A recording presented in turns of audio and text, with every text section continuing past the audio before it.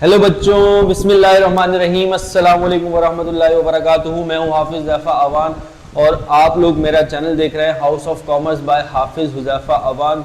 तो बच्चों, हम लोग जो है वो पढ़ रहे थे fundamentals of cost and management accounting, और उसके अंदर हम लोगों ने जो है वो अब तक जो है 2 से 3 लेक्चर्स जो है वो रिकॉर्ड कर चुके हैं, और वो लेक्चर जो है वो मैं इंशाल्लाह ताला इस वीडियो के नीचे डिस्क्रिप्शन पे भी शो कर दूंगा। आज का जो हमारा मेन टॉपिक है वो, जैसे कि आप लोगों को थंबनेल पे भी और जो है वो डिस्क्रिप्शन पे भी शो हो रहा होगा कि हम लोगों ने आज क्या पढ़ना है। हम लोगों ने आज पढ़ना है स्टेटमेंट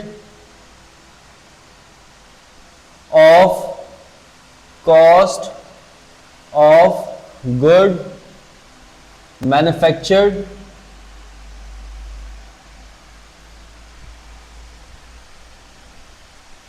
और इसके अलावा हम लोगों ने पढ़ना है statement of cost of good sold.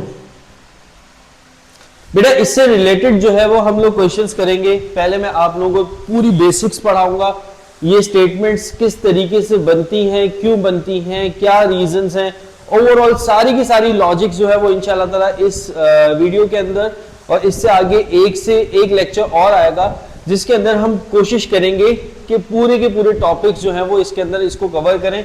Statement of cost of good manufactured को भी और statement of cost of good sold को भी, क्योंकि ये क्वेश्चन जो है वो ACCA में CA का स्टूडेंट भी हो गया या BBA का स्टूडेंट हो गया या BCom का या ADC का जो भी है स्टूडेंट, जब वो कॉस्ट अकाउंटिंग पढ़ता है तो सबसे पहले उसको ये करना पड़ता है, ये वाला क्वेश्चन।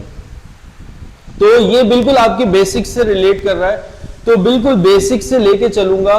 तो अगर किसी ने मेरे पिछले लेक्चर्स नहीं देखे तो वो मैं डिस्क्रिप्शन पे शेयर कर दूंगा, उन लेक्चर्स को वो लाजमी देखें, क्योंकि उसमें मैंने आप लोगों की बिल्कुल बेस बनाई है, जिसमें मैंने एलिमेंट्स को डिस्कस किया है, जिसमें मैंने क्लासिफिकेशन ऑफ कॉस्ट को डिस्कस किया है, तो वो मैंने बिल्कुल डिटेल में आप लोगों को पढ़ाया। तो आज भी हम लोग बिल्कुल डिटेल में पढ़ेंगे statement of cost of good manufactured या statement of cost of good sold. आज का हमारा बच्चों ये टारगेट है। देखो बच्चों, आज हम लोग सबसे पहले इस पर जाने से पहले, statement of cost of good manufactured और statement of cost of good sold पे जाने से पहले मैं कुछ आप लोगों को बेसिक्स करवाऊंगा। जैसे कि इन्वेंट्रीज के बारे में मैंने आप लोगों को नहीं बताया था कि जो कॉस्ट अकाउंटिंग होती है उसमें कितनी इन्वेंट्रीज होती हैं, किस तरह की इन्वेंट्रीज होती हैं। जैसे जो एक ट्रेडिंग बिजनेस है उसमें तो आपकी एक ही इन्वेंट्री होती है, और जो होती है मर्चेंडाइज इन्वेंट्री, जिसको आप परचेज करते हो और आगे क्या कर देते हो, सेल कर देते हो। यहाँ पर एक पूरा प्रोसेस होता है, आप परचेज करते हो, देन फिर आप उसको मैन्युफैक्चर करते हो, फिर आप कंप्लीट करते हो, फिर उसको आप क्या करते हो, सेल करते हो। तो यहाँ पर आपको डिफरेंट टाइप्स की इन्वेंट्रीज जो है वो नजर आएंगी। तो पहले हम उसका कंसेप्ट लेंगे। क्वेश्चंस बेटा, ये पूरी जो लेक्चर, ये वाला लेक्चर होगा या इससे अगला जो लेक्चर होगा वो इसी टॉपिक के से रिलेटेड होगा। उसमें हम पास पेपर्स के क्वेश्चंस भी करेंगे। मैथ्स दूसरे की बुक है, ज्यादातर बच्चे उससे पढ़ रहे होते हैं, तो उसके क्वेश्चंस भी मैं आप लोगों को सॉल्व करवाऊंगा। तो जितना हो सकता है, जितने मुश्किल सवालात हो सकते हैं, वो मैं कोशिश करूंगा कि इन 2 लेक्चर्स में या मैक्सिमम 3 लेक्चर्स के अंदर आप लोगों को कवर अप करवा दूं। तो पहले स्टार्ट करते हैं इन्वेंट्री से। इन्वेंट्री से पहले भी अगर आप बेसिक लॉजिक देखो, सबसे पहले आप कॉस्ट अकाउंटिंग के अंदर बच्चों क्या करते हो, आप वेयर हाउस पे मटेरियल को परचेज करते हो। अगर कोई भी गुड आप मैन्युफैक्चर कर रहे हो या कोई भी गुड अगर आप लोग बना रहे हो, तो सबसे पहला काम आप लोगों का क्या होता है कि आप मटेरियल को क्या करते हो, परचेज करते हो। मटेरियल को परचेज करने के बाद आप उसको अपने वेयर हाउस के अंदर रख देते हो। ठीक है, तो पहला काम आप लोगों ने क्या किया कि आप लोगों ने मटेरियल परचेज किया और उसको वेयर हाउस में क्या कर दिया, रख लिया। फिर उसके बाद नेक्स्ट स्टेप आप लोगों को क्या होता है कि उस मटेरियल को आप लोग लेकर आते हो फैक्ट्री के अंदर।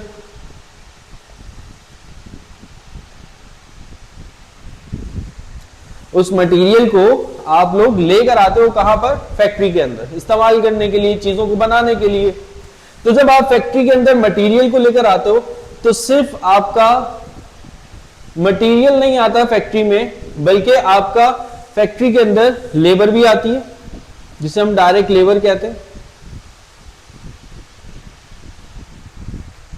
और कुछ हमारा एफओएच भी आता है, यानी कि फैक्ट्री ओवरहेड आता है। इन तीनों चीजों के कंसेप्ट मैं अपने पिछले लेक्चर के अंदर दे चुका हूं आप लोगों को कि मटेरियल क्या होता है, डायरेक्ट मटेरियल क्या होता है, इनडायरेक्ट मटेरियल क्या होता है, डायरेक्ट लेबर क्या होती है, इनडायरेक्ट लेबर क्या होती है, फैक्ट्री ओवरहेड क्या होता है। ये मैंने डिटेल में आप लोगों को पिछले लेक्चर के अंदर बता दिया, उसका लिंक भी मैं आप लोगों को शेयर कर दूंगा। अच्छा, तो पहले आपने मटेरियल परचेज किया, मटेरियल परचेज करने के बाद आप उसको कहां पर लेकर आए, फैक्ट्री के अंदर लेकर आए।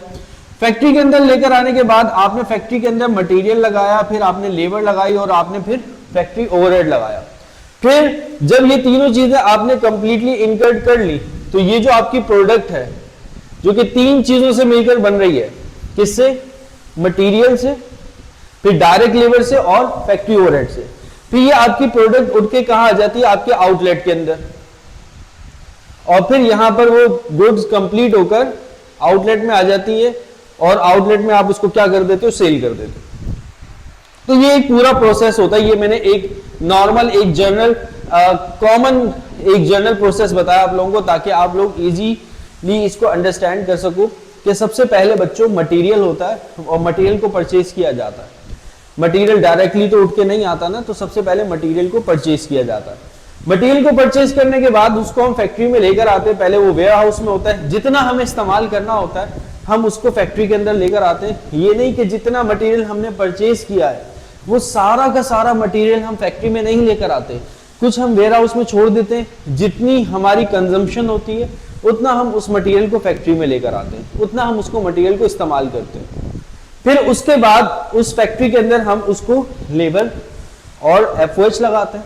फिर अब ये तीनों चीजें कंप्लीटली इनकर्ड हो जाती हैं, तो फिर हमारा प्रोडक्ट जो है वो ट्रांसफर हो जाता है फिनिश गुड के अंदर, यानी कि कंप्लीट हो जाता है। तो बेटा आप लोगों के पास तीन प्रोसेस आ गए।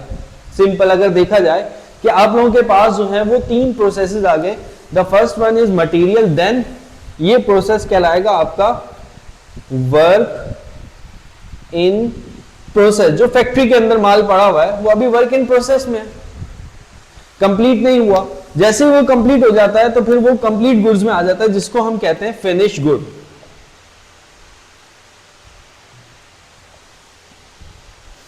तो तीन तरह की इन्वेंट्रीज होती है, तीन तरह की इन्वेंट्रीज होती हैं। पहली इन्वेंट्री आपकी होती है मटेरियल की, जो आपके पास वेयर हाउसेस में रखी हुई होती है।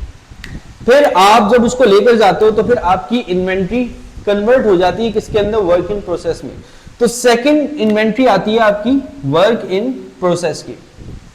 फिर जब वो वर्क इन प्रोसेस कंप्लीट हो जाता है आपका, तो फिर आपकी इन्वेंट्री ट्रांसफर होती है किसमें, फिनिश गुड के अंदर। दो तीन तरह की यहां पर आपके सामने जो है वो इन्वेंट्रीज आएंगी, एक मटेरियल की और एक वर्क इन प्रोसेस की, और फिर उसके बाद एक है फिनिश गुड की।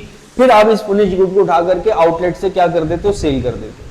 अच्छा, अब इन्हीं तीनों प्रोसेस की बात की जाए कि एक चीज को यहां से लेकर यहां तक लगाने में हमारे पास क्या क्या चीजें लग रही हैं, ये सारे बच्चे देख रहे हो कि सर इसमें हम मटेरियल भी लगा रहे हैं, लेबर भी लगा रहे हैं और फैक्ट्री ओवरहेड भी लगा रहे हैं। तो इस बात को याद रखिएगा कि हम मटेरियल भी लगा रहे हैं, हम लेबर भी लगा रहे हैं और हम फैक्ट्री ओवरहेड भी लगा रहे हैं।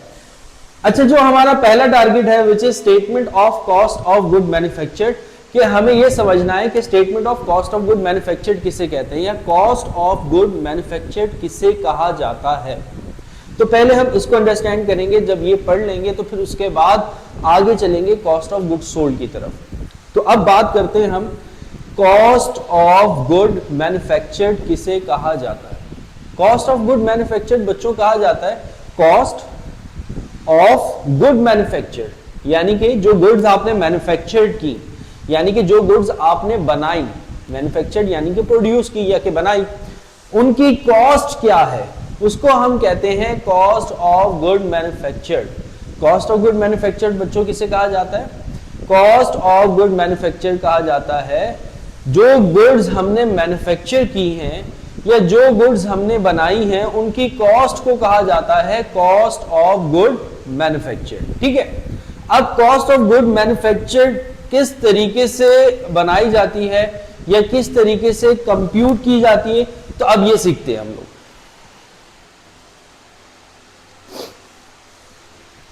तो पहले हम लोग पढ़ेंगे कॉस्ट ऑफ गुड मैन्युफैक्चर्ड को।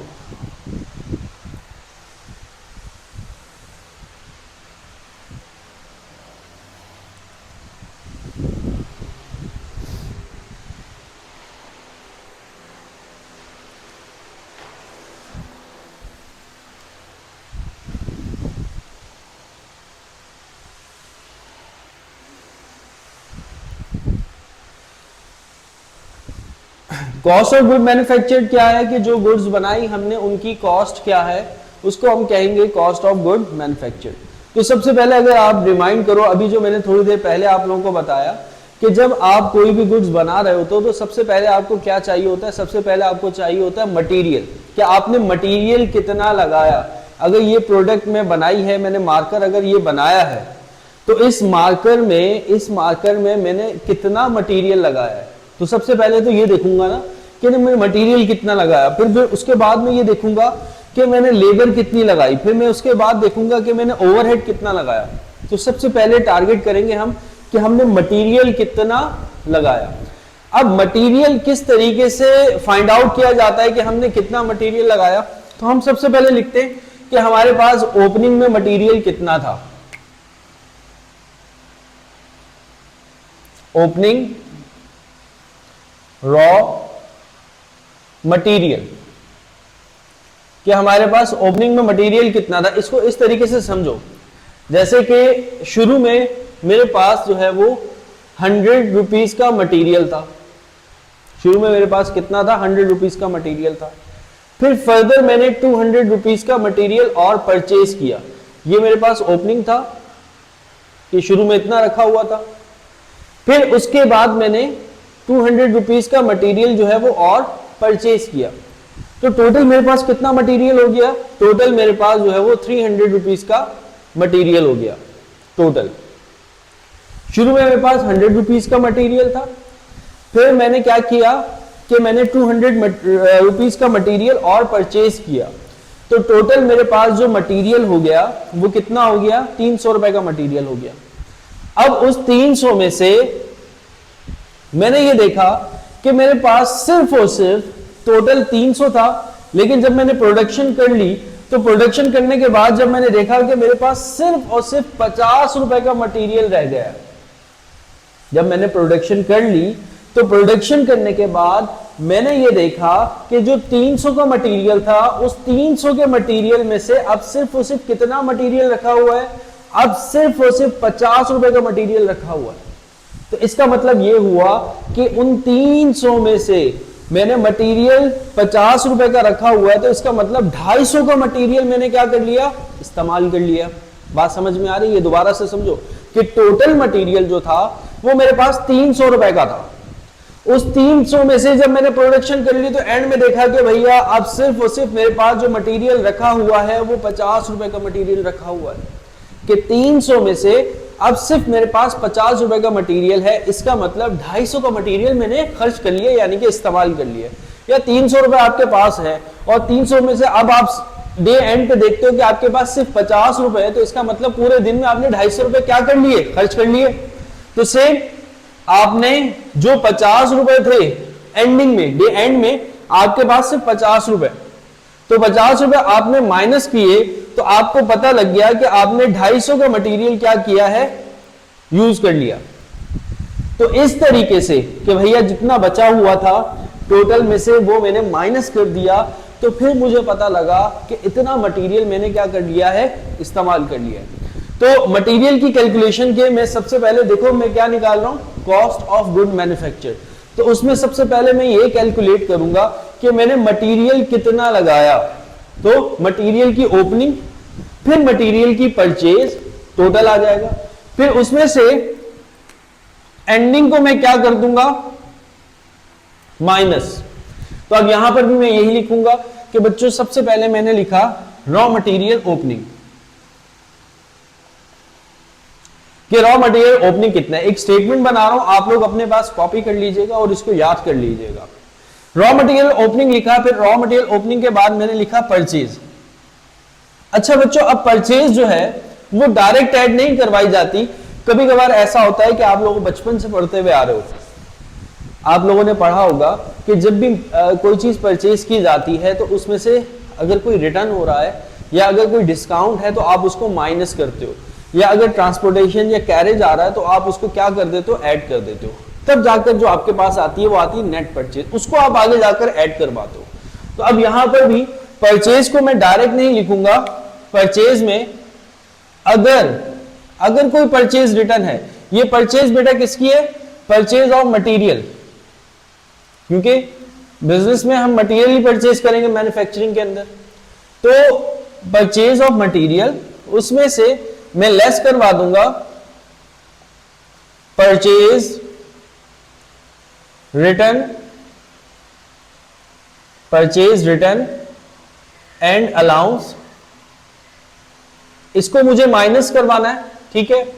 और इसके अलावा मुझे लेस करवाना है परचेज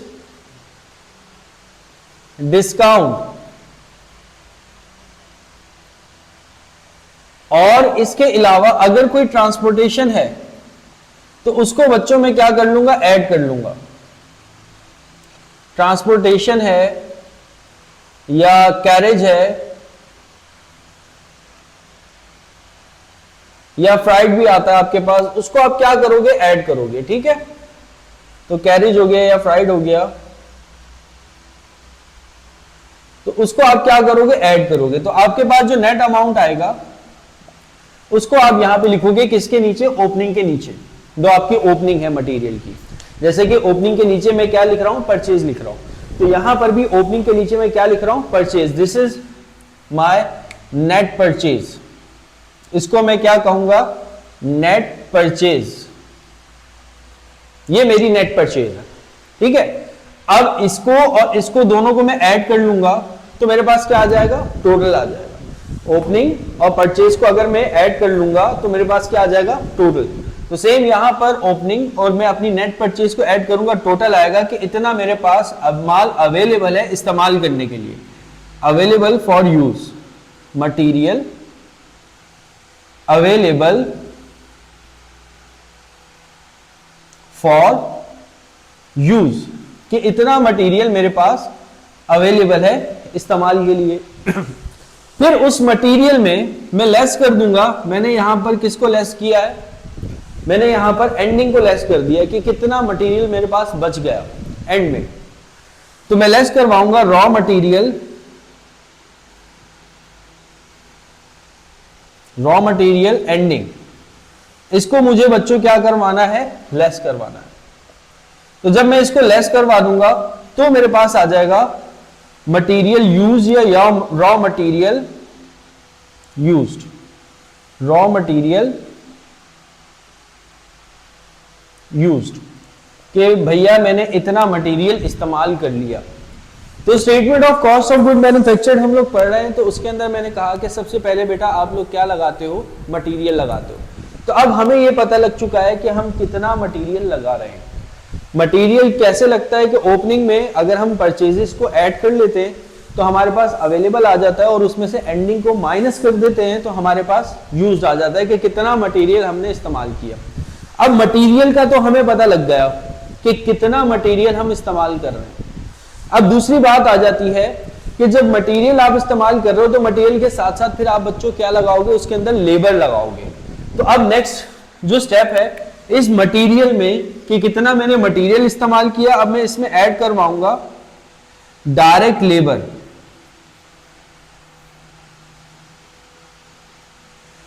कि कितने मैंने लेबर जो है वो इस्तेमाल की है। तो अगर मैं डायरेक्ट लेबर को ऐड करवाता हूं तो बच्चों मेरे पास आ जाती है प्राइम कॉस्ट। देखो अभी मैंने दो ही चीजें स्टेटमेंट के अंदर लिखी हैं, अगर देखा जाए, एक मैंने क्या लिखी है, एक मैंने लिखी है मटेरियल कितना इस्तेमाल किया है, और दूसरा मैंने क्या लिखा है कि मैंने लेबर कितनी इस्तेमाल की है। और जितना मटेरियल और जितनी आपकी लेबर इस्तेमाल होती है, अगर आप उन दोनों को ऐड कर लो तो आपके पास आती है प्राइम कॉस्ट। ठीक है, कभी कभार एग्जामिनर आपसे प्राइम कॉस्ट के लिए भी पूछ लेता है कि प्राइम कॉस्ट कैलकुलेट करके दिखाओ।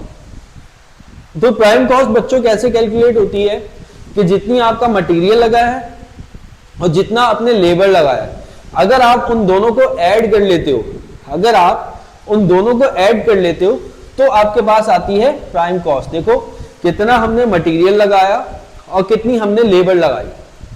मटेरियल और लेबर इन दोनों को अगर मैंने ऐड कर लिया तो मेरे पास क्या आ गई, प्राइम कॉस्ट। ठीक है, अब प्राइम कॉस्ट के बाद नेक्स्ट स्टेप आता है। देखो दो चीजें तो मैंने लगा दी कि कॉस्ट जो है वो तीन चीजों से मिलकर बनती है, जैसे कि मैंने आप लोगों को बताया था पहले भी, एक मटेरियल, दूसरा लेबर और तीसरा ओवरहेड। कि आपका ओवरहेड कितना है, तो अब जितना भी ओवरहेड होगा उसको भी बच्चों में क्या कर लूंगा, ऐड कर लूंगा। तो अब मैं यहां पे लिखूंगा ऐड फैक्ट्री ओवरहेड, और उस फैक्ट्री ओवरहेड को भी बच्चों मैंने क्या करना है, ऐड करना है। तो मेरे पास आ जाएगी मैन्युफैक्चरिंग कॉस्ट के टोटल मैंने कितना मटेरियल लगा दिया, कितना लेबर लगा दिया और कितना ओवरहेड लगा दिया। This is called my manufacturing cost. ये हमारी क्या होती है, मैन्युफैक्चरिंग कॉस्ट, कि भैया इतना मटेरियल में लगा चुका हूं और इतनी लेबर में लगा चुका हूं और इतना मैं एफर्ट्स लगा चुका हूं। ठीक है, तो यही आपकी कॉस्ट ऑफ गुड मैन्युफैक्चर नहीं होती, हमेशा याद रखिएगा। देखो जब बच्चों आप लोग फैक्ट्री में मटेरियल लगाते हो, लेबर लगाते हो और एफर्ट्स लगाते हो, जब आप ये तीनों चीजें लगाते हो किसी भी फैक्ट्री के अंदर, तो इसके अलावा भी जब आप फैक्ट्री में काम कर रहे होते हो, जब ये तीनों चीजें लगा रहे होते हो, तो ऑलरेडी आपके पास कुछ प्रोडक्ट, कुछ इन्वेंट्री ऑलरेडी इन प्रोसेस होती है। जब आप बिजनेस कर रहे हैं तो ऑब्वियस सी बात है, जब आप बिजनेस कर रहे होते हो तो आपकी कंटिन्यूटी में होती है मैन्युफैक्चरिंग।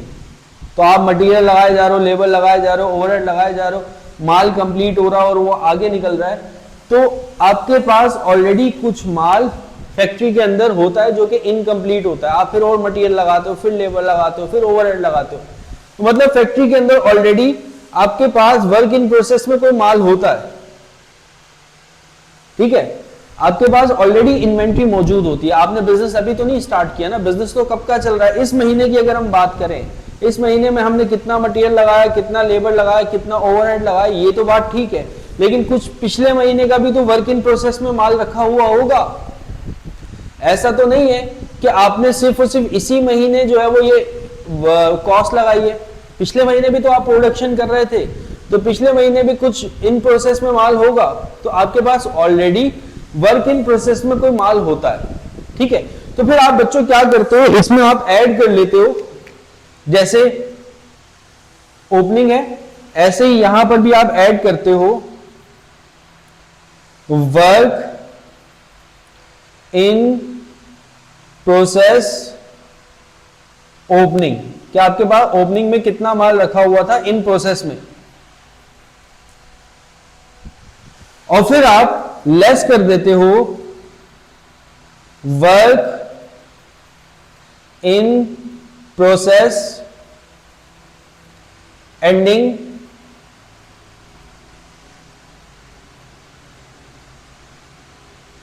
तब जाकर आप लोगों के पास आती है कॉस्ट ऑफ गुड मैन्युफैक्चर्ड।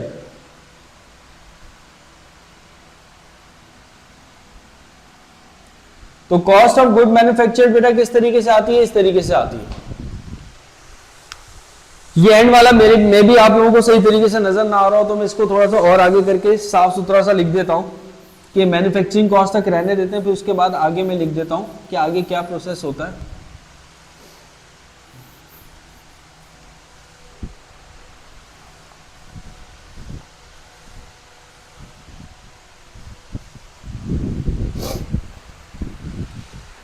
देखो ये तो हमारे पास क्या आ गई, मैन्युफैक्चरिंग कॉस्ट। मैन्युफैक्चरिंग कॉस्ट इसी को मैं आगे कंटिन्यू कर रहा हूं।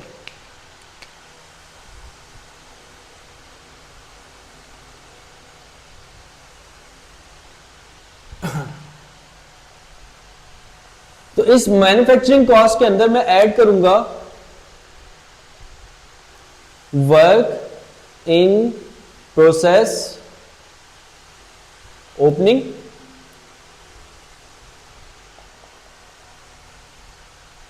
और लेस कर दूंगा वर्क इन प्रोसेस एंडिंग। इसको मैं लेस करूंगा, तब जाकर हमारे पास आ जाएगी कॉस्ट ऑफ गुड मैन्युफैक्चर, कि अपने कितनी कॉस्ट, जो गुड्स बनाए उनकी कॉस्ट क्या है। तो कॉस्ट ऑफ गुड मैन्युफैक्चर्ड बच्चों इस तरीके से आता है। जो पहली स्टेटमेंट मैंने आप लोगों को कहा था कि मैं आप लोगों को बनाना सिखाऊंगा, वो ये है, बहुत ही आसान है, आप याद कर लो। आप लोगों ने इसको किस तरीके से याद करना है, देखो आगे चल के हम लोगों ने इसके क्वेश्चंस भी करने, मैं आप लोगों को क्वेश्चंस भी करवाऊंगा। सिर्फ ये नहीं कि आप लोगों को पैटर्न लिखवा करके मार्केट से शॉर्ट हो जाऊंगा, ऐसा कुछ भी नहीं है। आप लोगों को मैं पूरे इसके क्वेश्चंस भी करवाऊंगा और टिपिकल क्वेश्चंस जैसे मुश्किल पेपर्स में आते हैं और उनसे भी ज्यादा मुश्किल लेके जाऊंगा, एंड तक लेके जाऊंगा आप लोगों को इंशाल्लाह, ऐसे नहीं छोड़ूंगा आपको। तो ये स्टेटमेंट आप लोगों को बच्चों याद होनी चाहिए। अब ये स्टेटमेंट ऊपर से नीचे तक और नीचे से ऊपर तक भी याद होनी चाहिए। कभी कभार क्वेश्चन ऐसा होता है जिसमें हमें नीचे से ऊपर चलना होता है, और कभी कभार कुछ क्वेश्चन ऐसे होते हैं जिसमें हमें ऊपर से नीचे आना होता है। तो ये पूरी तरीके से याद हो कि भैया, आपको ऊपर से याद हो कि भाई मटेरियल यूज लिखना है, हमने सबसे पहले मटेरियल यूज निकालना है। अब मटेरियल यूज कैसे आता है, work in material opening add किया, नेट परचेज कैसे आती है, परचेज में purchase return and allowance minus किया, परचेज डिस्काउंट माइनस किया, ट्रांसपोर्टेशन ऐड किया, तो हमारे पास नेट परचेज आ गई। फिर उस नेट परचेज में हमने मटेरियल ओपनिंग को ऐड करा, तो हमारे पास अवेलेबल फॉर यूज आ गया। फिर हमने उसमें लेस किया मटेरियल एंडिंग को, तो मटेरियल यूज आ गया। फिर मटेरियल यूज के अंदर हमने डायरेक्ट लेबर को ऐड किया, तो सर ने ये बताया था कि अगर मटेरियल और लेबर को हम ऐड करते हैं तो हमारे पास प्राइम कॉस्ट आती है, तो हमारे पास प्राइम कॉस्ट आ गई। फिर हमने उसमें ऐड किया ओवरहेड को, तो मैन्युफैक्चरिंग कॉस्ट आ गई। फिर सर ने ये बताया था कि सिर्फ और सिर्फ ये कॉस्ट नहीं होती, ऑलरेडी पहले भी प्रोडक्शन चल रही होती है, तो कुछ इन्वेंट्री आपके पास ऑलरेडी रखी हुई होती है इन प्रोसेस में, तो हमने वर्क इन प्रोसेस ओपनिंग को क्या करना है, ऐड करना है, और एंडिंग को क्या करना है, माइनस करना है। एंडिंग को हम इस वजह से माइनस कर रहे हैं कि एंड में हमारे पास बच गई है। जैसे कि मटेरियल की एंडिंग हमने क्या की है, माइनस, तो ऐसे ही वर्क इन प्रोसेस की एंडिंग भी क्या होगी, माइनस, क्योंकि ये कंप्लीट नहीं है ना, एंडिंग में रह गई है। तो जो रह गई है तो उसको आप माइनस कर दो, क्योंकि आप निकाल रहे हो कॉस्ट ऑफ गुड मैन्युफैक्चर्ड, जो बनाई उनकी कॉस्ट, तो एंडिंग तो बनी नहीं है ना, एंडिंग तो क्या है, इनकम्प्लीट है, तो उसको आप क्या कर दोगे, माइनस कर दोगे। तो ये आपके पास बच्चों क्या आ जाएगी, cost of good manufactured. Cost of good manufactured बच्चों इस तरीके से निकाली जाती है। अब हम चलते हैं अपने नेक्स्ट स्टेप की तरफ, which is cost of goods sold. Cost of goods sold किस तरीके से निकाली जाती है। अब बात करते हैं हम कॉस्ट ऑफ गुड्स सोल्ड की तरफ, कि कॉस्ट ऑफ गुड्स सोल्ड किस तरीके से निकाली जाती है। यानी कि मैं बता रहा हूं statement of cost of good sold, कि statement of cost of good sold किस तरीके से बनाई जाती है।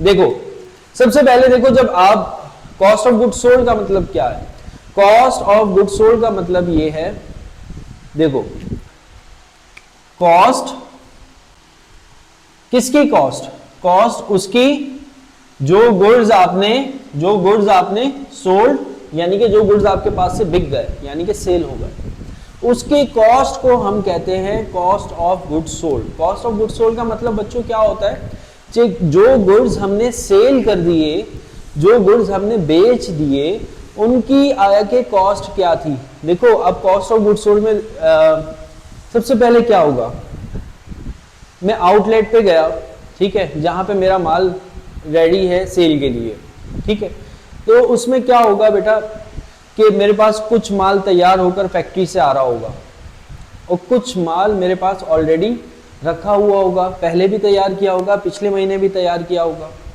कि पिछले महीने सपोज करो कि मेरे पास जो है वो 1 लाख रुपए का माल जो है वो तैयार ऑलरेडी रखा हुआ था, ठीक है, फिर उस 1 लाख के बाद 2 लाख का माल मैंने और तैयार कर लिया, तो टोटल माल मेरे पास कितना हो गया, 3 लाख का हो गया। कि शुरू में मेरे पास जो है वो 1 लाख का माल ऑलरेडी तैयार रखा हुआ था। फिर 2 लाख का माल मैंने और तैयार किया यानी कि मैन्युफैक्चर्ड किया, तो टोटल मेरे पास जो है वो 2 लाख का 2 लाख का माल मैंने और तैयार किया। देखो जब आप बिजनेस कर रहे होते हो तो आपके पास ऑलरेडी कुछ इन्वेंट्री होती है। दुकान जब चला रहे होते हो तो जो परचेज करके लेकर आते हो तो सिर्फ वो इन्वेंट्री नहीं होती, कुछ दुकान में माल पहले से भी रखा होता है ना आपके पास। तो ऐसे ही मैं यहाँ पे बात कर रहा हूँ कि भाई पहले से ही आपके पास माल कुछ रखा हुआ था, ठीक है, कुछ माल रखा हुआ था, कुछ आपने नया माल बनाया। टोटल कितना माल हो गया आपके पास? आपके पास 3 लाख रुपए का माल हो गया जो अवेलेबल है सेल करने के लिए। समझ में आ रही है बात कि शुरू में ऑलरेडी मेरे पास 1 लाख रुपए का माल ऑलरेडी रखा हुआ था, फिर फैक्ट्री से और नया माल आया बनकर, तैयार होकर, मैन्युफैक्चर होकर 2 लाख रुपए का। तो टोटल मेरे पास कितना माल हो गया? 3 लाख रुपए का हो गया। अब जब मैं अपने आउटलेट का शटर गिरा रहा हूं यानी कि एंडिंग कर रहा हूं, तो अब जब मैं माल देखता हूं कि मेरे पास सिर्फ और सिर्फ 50,000 रुपए का माल रह गया है। मैंने देखा यार सुबह तो मेरे पास 3 लाख रुपए का माल रखा हुआ था, अब मेरे पास कितना माल रखा हुआ है? अब मेरे पास सिर्फ 50,000 रुपए का माल रखा हुआ है। भैया क्या हुआ? बाकी सारा माल कहां गया? बाकी सारा माल तो खुशियां मनाओ, सेल हो गया।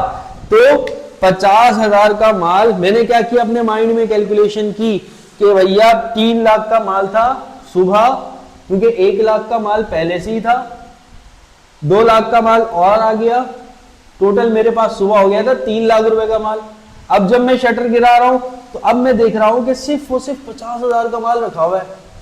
तो बाकी 50,000 का माल अगर रखा हुआ है तो वो अगर मैं माइनस कर दूंगा तो मुझे पता लग जाएगा कि 2,50,000 का माल बिक गया। तो statement of cost of goods sold ऐसे ही बनेगी कि देखूंगा भाई सुबह फिनिश गुड में मेरे पास कितनी इन्वेंट्री थी। फिनिश गुड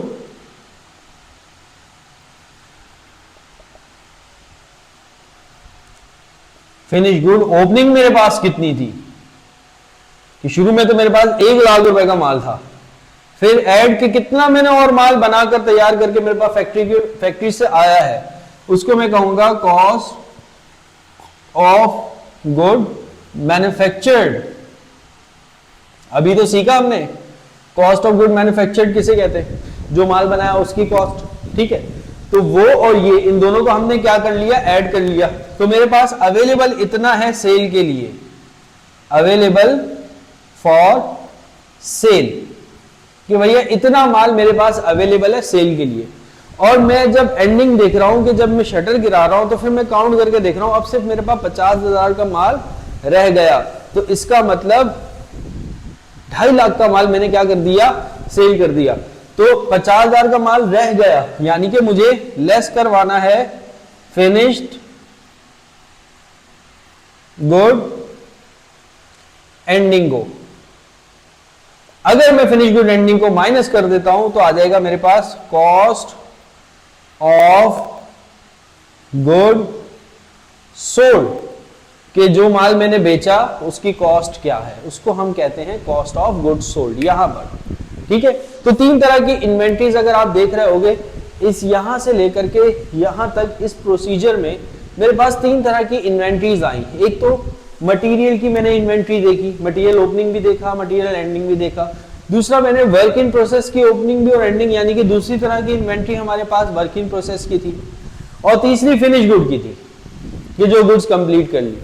तो बेटा ये स्टेटमेंट आप लोगों को याद रखनी है ऊपर से नीचे तक। अब हम चलेंगे इसके क्वेश्चंस की तरफ कि इसके क्वेश्चंस एग्जाम में किस तरीके से आते हैं।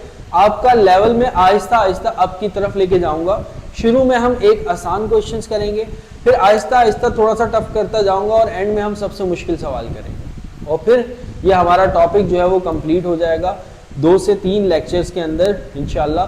तो आप लोगों ने पूरे लेक्चर्स देखने हैं और इससे पहले भी अगर कोई लेक्चर मिस हो गया है किसी का तो वो लेक्चर लाजमी देखें।